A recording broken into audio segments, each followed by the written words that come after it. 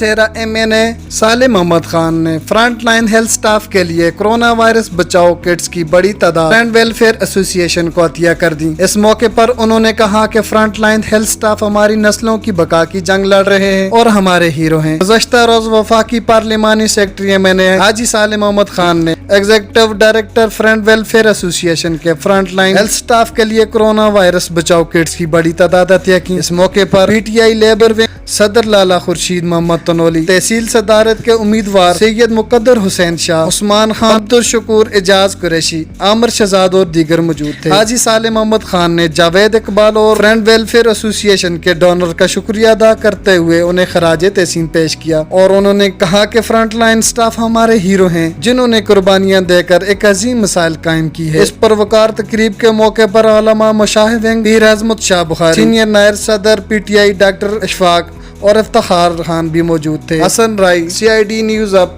Mansehra.